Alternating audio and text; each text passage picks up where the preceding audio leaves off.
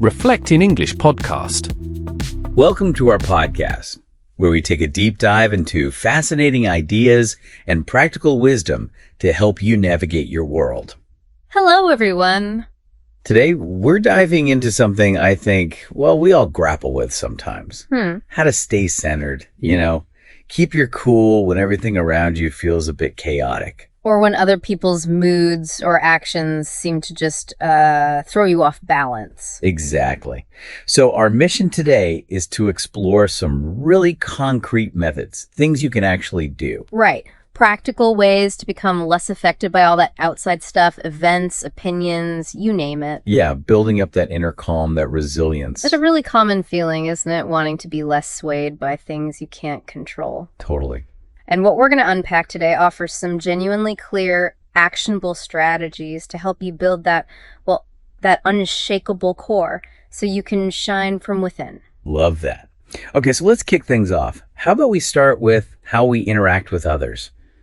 Our communication. Makes sense. It's surprising how much our daily habits there can either protect our peace or, completely mess with it. You got it. Our communication isn't just words, is it? It really shapes our whole mental state. And how easily we get knocked off course by others. Precisely. Okay, so first point.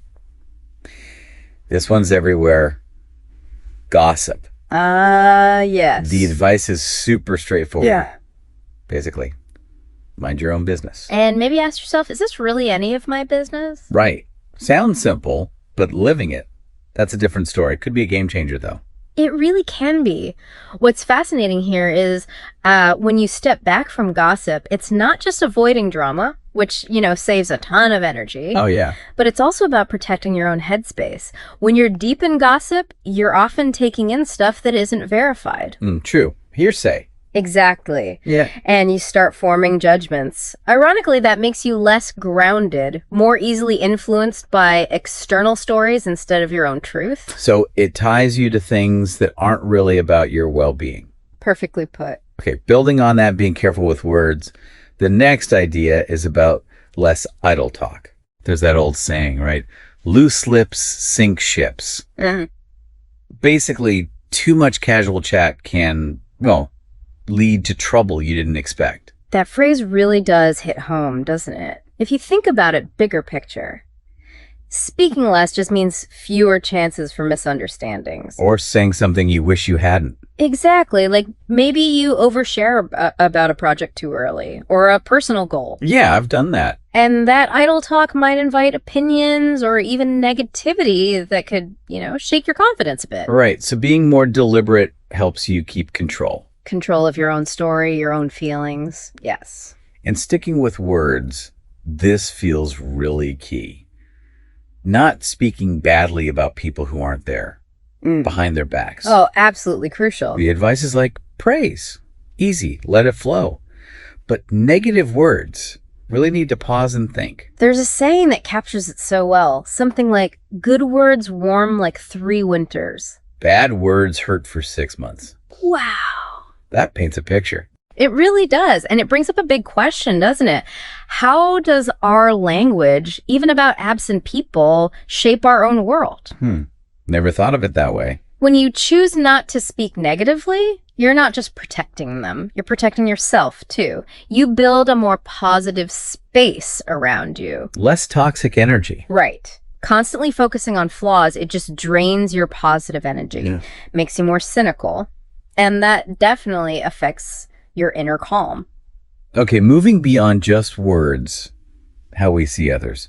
The next idea is maintaining an objective mindset. Ah, yes. Being objective. So resisting that urge to judge instantly. Avoiding arguments just because someone sees things differently. And, crucially, letting go of trying to change people. That's a big one. It's a cornerstone, really, for not being easily affected. Understanding that everyone's coming from their own place, their own experiences, trying to argue them around or judging their choices, it usually just leads to frustration for you. But when you can accept different views without needing to fix them or get validation, you cut out a massive source of potential stress. Frees up energy for yourself. Exactly. For what you can control your own thoughts, your own actions. Okay, this next one's interesting. might feel a bit counterintuitive, maybe. Oh, go on. Not sharing your good news too quickly or too widely, unless it's the people you really, really trust. Right. This isn't about being secretive, is it? It's more about, well, protecting your joy. Protecting your joy. I like that. Sometimes, when good news is still fresh or maybe a bit fragile, sharing it too broadly can expose it to things you didn't intend, maybe envy, maybe someone dismisses it. Or just opinions that kind of dampen your excitement. Precisely. So keeping it a bit closer, maybe just with your inner circle, until it feels more solid. Yeah. It helps safeguard that positive energy, stops outside forces from messing with your happiness. That makes a lot of sense, actually. Okay, next point. Super practical for relationships. Yeah. Mutual respect. Mm-hmm. Foundational. The advice is, if someone isn't really respecting you, don't always just try to be the good person and laugh it off. Right, because doing that might signal it's okay. Yeah, it might make you seem like a pushover and just invite more disrespect. This is so vital for protecting your sense of self, for not letting others' actions dictate how you feel. It's about boundaries again, isn't it? Absolutely. Recognizing your value, setting clear boundaries. If someone's disrespectful, maybe you disagree quietly or state your view clearly or just disengage. Instead of playing along. Exactly. It shows your kindness isn't weakness. It protects your self-worth from getting chipped away by little comments or actions. Okay, and the last one for this section on interacting with others. Opening up wisely. Being discerning. Yeah. Don't spill your whole heart to everyone you just met. Don't assume someone's a true friend just because they did one small, nice thing. It's about building connection thoughtfully. Deep connections, not just quick, shallow ones. Right. Trust needs time. It grows through actions, shared experiences. Being careful who you share your real self with protects your emotional space. Because if you open up too fast, you risk getting easily influenced or maybe hurt by people who haven't really shown they care about your best interests. So being selective helps keep you stable. Keeps your emotional balance. Prevents your feelings from getting tossed around by others. Okay, wow. So that's a lot about how our interactions protect our peace. But what about building strength from the inside out? The internal work. Yes. This is where it gets really powerful, I think.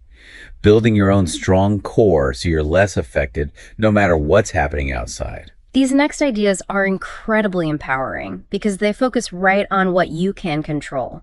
Your own mind, your own reactions, essential tools for real resilience. First up, no internal struggle, which basically means stop overthinking so much. The mental chatter. Yeah, put that energy into improving yourself instead of worrying, what do they think of me? Or stressing about problems that haven't even happened. This taps into a really core idea.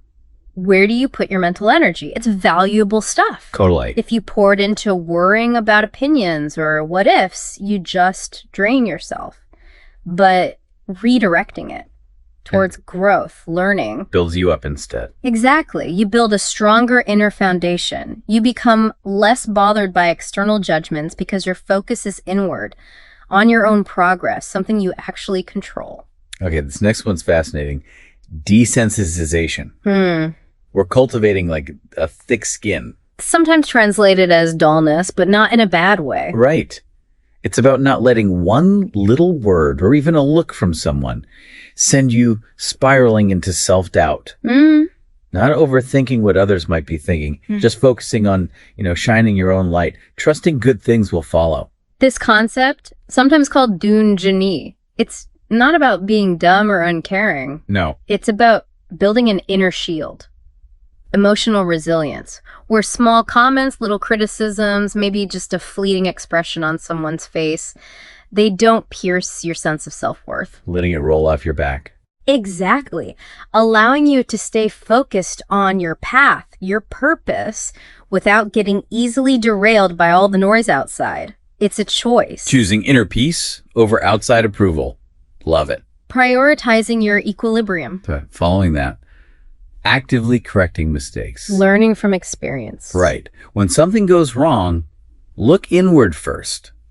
Not to beat yourself up or regret things endlessly. No, that's not productive. But to learn. Grow stronger from it.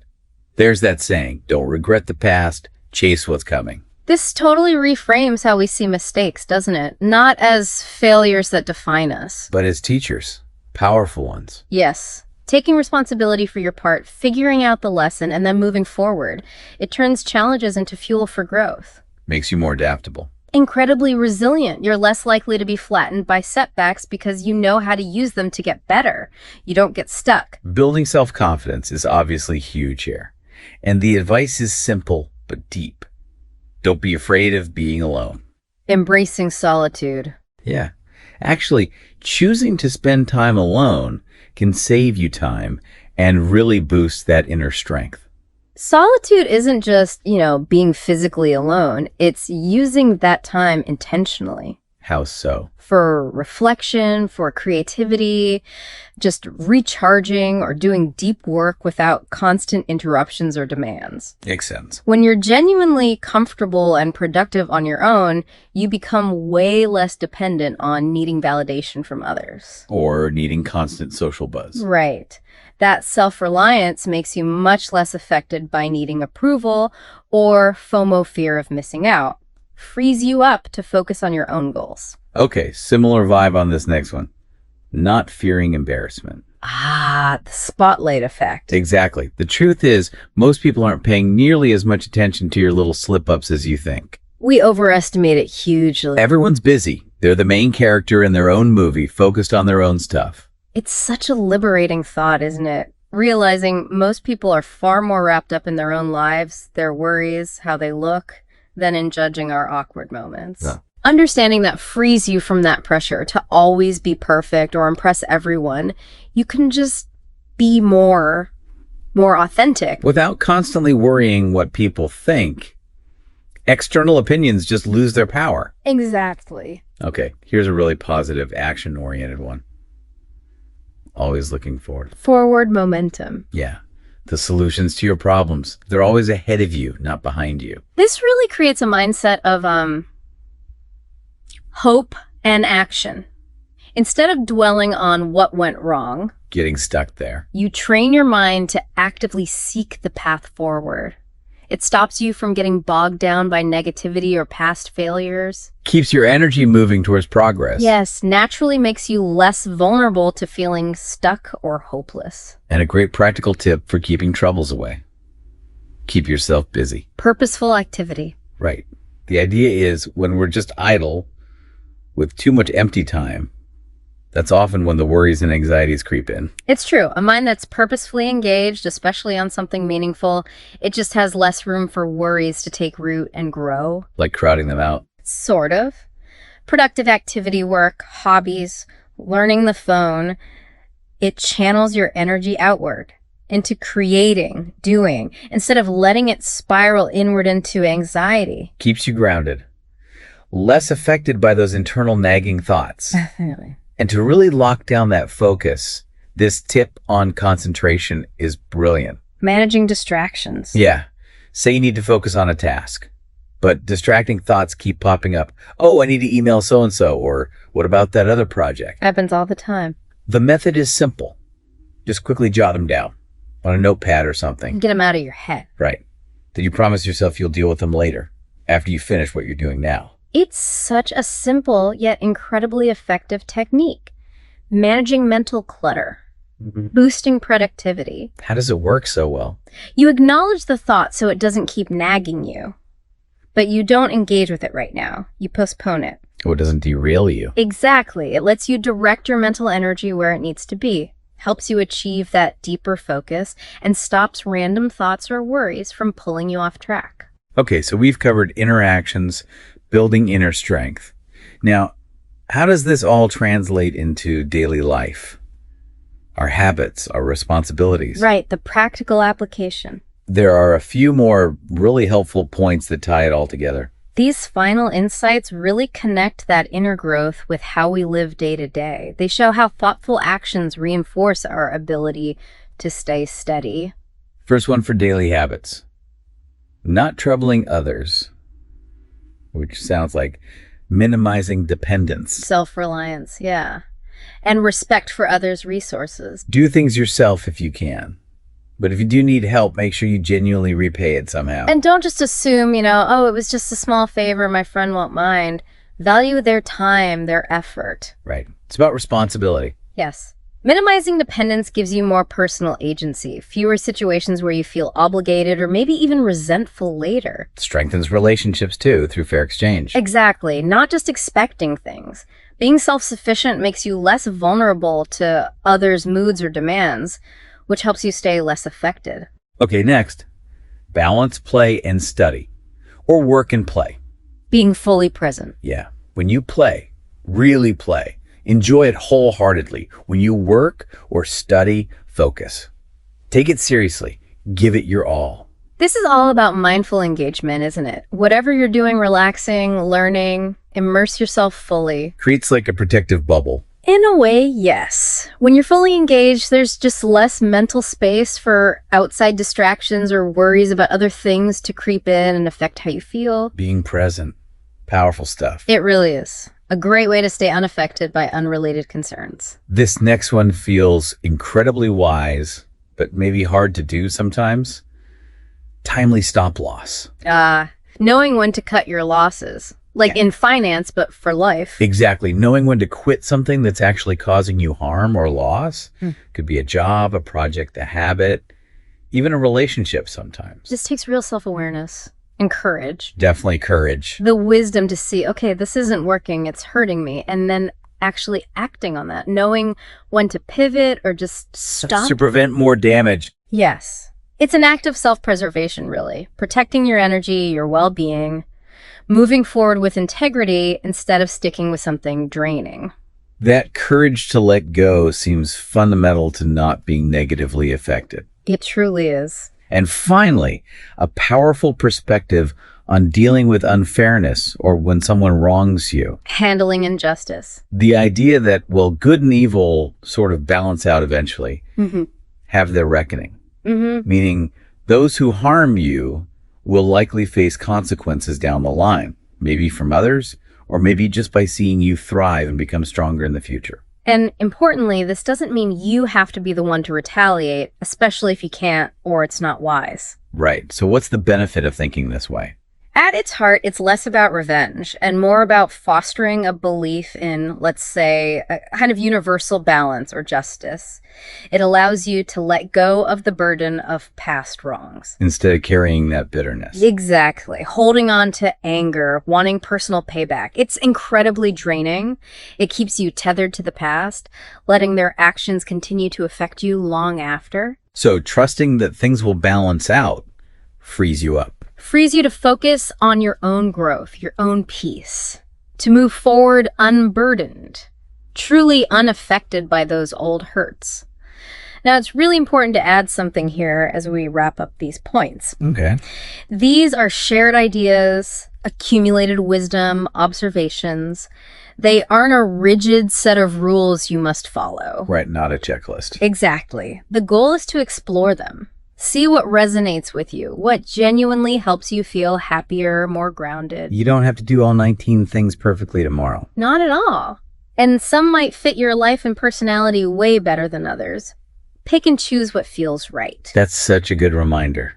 It really is all about finding what works for you, your unique situation. Absolutely. You're cool just being yourself, finding the practices that bring you joy and strength. That's the real goal here. Well said. So, wow. We've just taken a deep dive into some really practical methods, haven't we? Helping you stay grounded, less swayed by the outside world. From communication to inner mindset to daily habits. Yeah, hopefully offering a clear path towards more calm, more steady inner strength. So maybe think about what stood out most to you from all this. Is there one method, maybe two, that you feel kind of drawn to try first? Good question to ponder. It really brings up a bigger thought, doesn't it? In this world, which is just constantly buzzing with noise, opinions, pressures. What does it truly mean for you?